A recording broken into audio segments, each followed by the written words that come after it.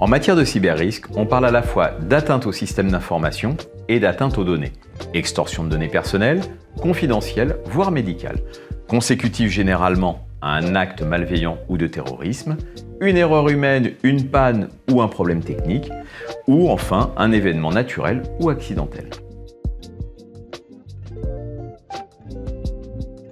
Il s'agit d'accès et de diffusion des documents confidentiels, de vol de données clients, voire de demande de rançon en échange de fichiers, les fameux ransomware, au moyen de phishing. Par exemple, les cybercriminels rédigent des emails en se faisant passer pour une entreprise afin de soutirer des informations confidentielles.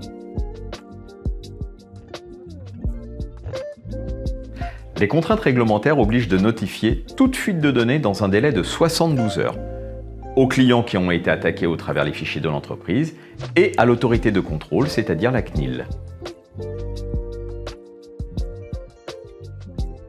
Les entreprises ont tout en commun un certain nombre de risques qu'il faut traiter par la mise en place d'une cyberhygiène de base, ainsi que la mise en place de mesures de sécurité, gestion des mots de passe, de sauvegarde des données, utilisation des postes informatiques en mode utilisateur et non administrateur, sensibilisation des salariés.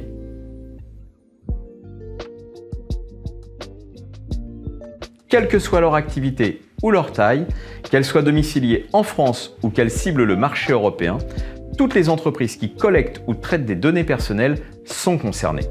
L'absence de mise en place de mesures visant à protéger ces données peuvent entraîner un simple avertissement, voire une amende pouvant aller jusqu'à 4% du chiffre d'affaires ou 20 millions d'euros.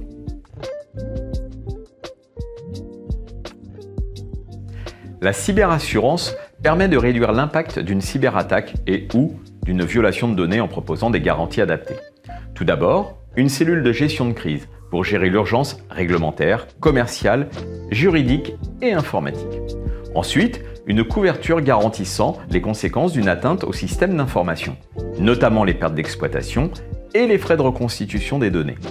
Enfin, une assurance de responsabilité civile en cas d'atteinte à la vie privée ou à la confidentialité des données par exemple.